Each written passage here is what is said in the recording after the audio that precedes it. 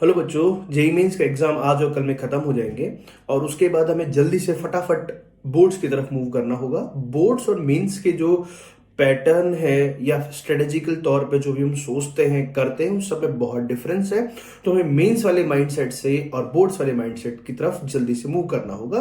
तो उनमें कुछ चीज़ों का ध्यान हमें रखना है और कुछ स्ट्रेटजीज, कुछ चीज़ों को हमें बदलना होगा मेंस से बोर्ड्स की तरफ जाते टाइम। तो उस पर आज डिस्कस कर लेते हैं। जैसे पहली चीज होती है हमारे फॉर्मेट, कि हमारे यहाँ पे हमें पता है कि मेंस में जब हम दे रहे हैं वहां पे 3 सब्जेक्ट 3 घंटे 75 क्वेश्चंस हैं। जितने ज्यादा से ज्यादा अटेम्प्ट कर सके उतने ज्यादा से ज्यादा करने की कोशिश करते हैं। चाहे वो क्वेश्चन कई बार हमें नहीं भी आते तो भी हम उसको अटेम्प्ट करने चले जाते हैं, ऑप्शन को रिजेक्शन करते हुए।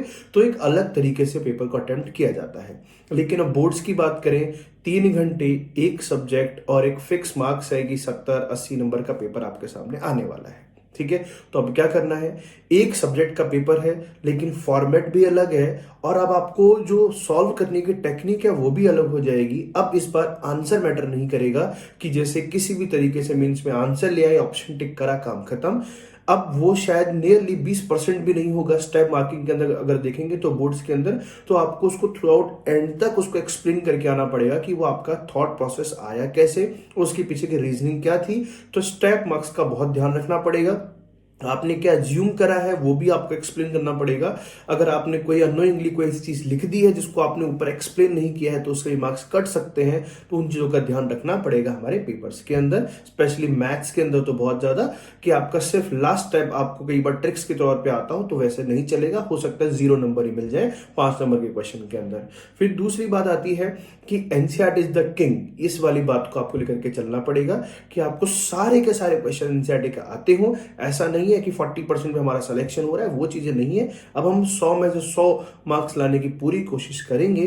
तो हमारा मैथ्स का मान लो 80 नंबर का पेपर है तो 80 में से 80 अचीव करने की कोशिश करेंगे। जितने ज्यादा से ज्यादा हम उस क्वेश्चन में डिस्क्रिप्टिव वे में लिख सके, हम पूरा लिख करके आए। हमें अच्छे से एक्सप्लेनेशन पता हो, कहीं हमें प्रूफ की नीड है तो प्रूफ भी लिखें, कहीं पर कोई अज्यूम किया है तो वो भी नोटेड करें उसके अंदर।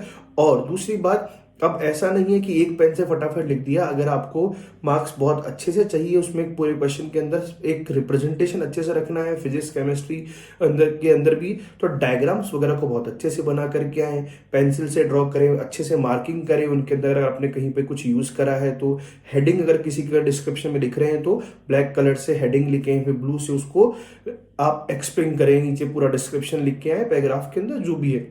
साइड में जो है आपको लाइन खींच करके उसके अंदर जो भी रफ का जो जगह होती है वो उसको बना करके आना पड़ता है। तो बहुत सारी चीजें सीबीएसई के पेपर के अंदर आपको ध्यान में रख के चलनी पड़ती है। अब उसके अगर आप बात करें कि कुछ टॉपिक्स ऐसे भी हैं जो हमारे शायद हमने बोर्ड्स के लिए पढ़ने हो लेकिन मेंस में कभी ध्यान ही नहीं दिया हो, जैसे एलपीपी हो गया। मैथ्स की अगर बात करेंगे तो एलपीपी बहुत ज्यादा फोकस करके जाना है कि उसका शॉर्ट शॉर्ट क्वेश्चन है, आता ही आता है। लेकिन मेंस के टाइम पे शायद आपने उसको इतना ध्यान नहीं दिया होगा, तो वो टॉपिक को भी ध्यान में लेकर के चलें।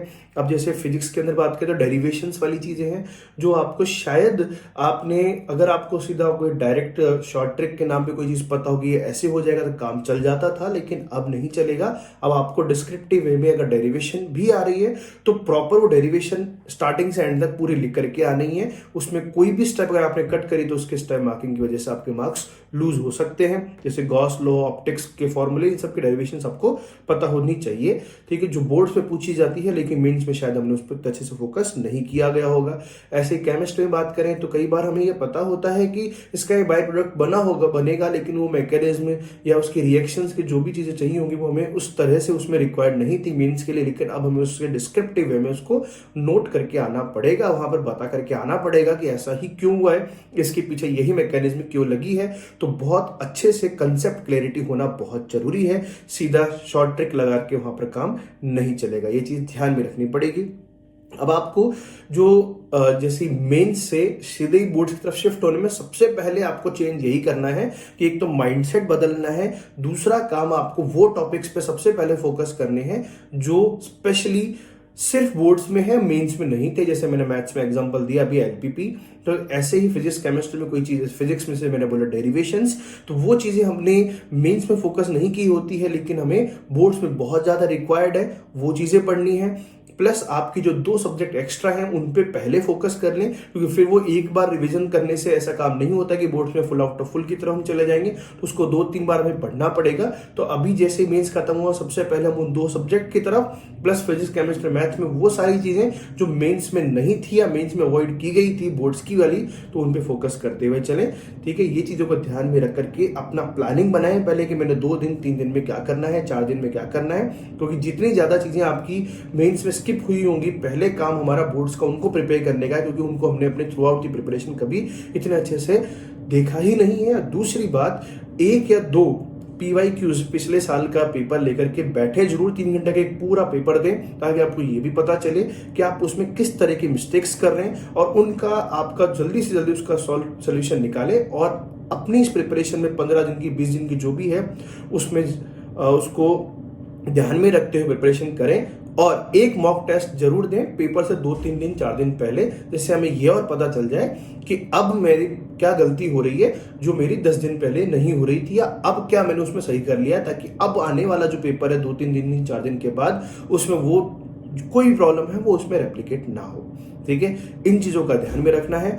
और तो ऐसा कुछ भी नहीं है, बस ये ध्यान रखना है कि सबसे बड़ा जो चेंज होता है हमारे मेंस और बोर्ड में वो है आंसर वाली चीज, कि हम वहां पर आंसर लाने को प्रेफरेंस देते हैं, यहां पर हमें डिस्क्रिप्टिव वे में उसको लिख करके आना है, उसको प्रेफरेंस देना पड़ेगा, क्योंकि सिर्फ आंसर शायद 20% भी नहीं है आपके पूरे क्वेश्चन का। और दूसरी बात, पेपर को अटेम्प्ट कैसे करना होगा, जो पेपर को अटेम्प्ट करते टाइम आपको ये भी ध्यान रखना है कि जो हाईएस्ट वेटेज वाले टॉपिक्स हैं जो आपको अच्छे से आते हैं उनको पहले अटेम्प्ट करें पेपर के अंदर भी।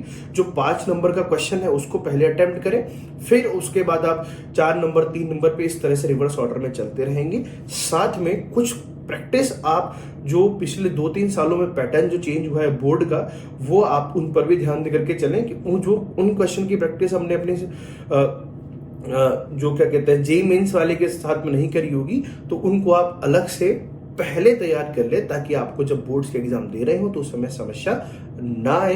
क्योंकि 2-3 सालों से प्रैक्टिकल बेस्ड क्वेश्चन जो है वो धीरे धीरे बढ़ने लगे हैं फिजिक्स केमिस्ट्री में स्पेशली, तो उन पर भी ध्यान दें। जो केस बेस्ड स्टडीज आती हैं, ठीक है, तो वैसा हमने क्या है कि मेंस में नहीं देखा होता है, तो आपको उस दिन अचानक से नया क्वेश्चन फील ना हो, ऐसा के लिए आप उसको 2-4 क्वेश्चन पहले ही प्रिपेयर करके जाएं, ताकि उस दिन आपको थोड़ा कंफर्टेबल रहे। और कोई क्वेरी हो तो आप प्लीज कमेंट में लिख सकते हैं। Thank you.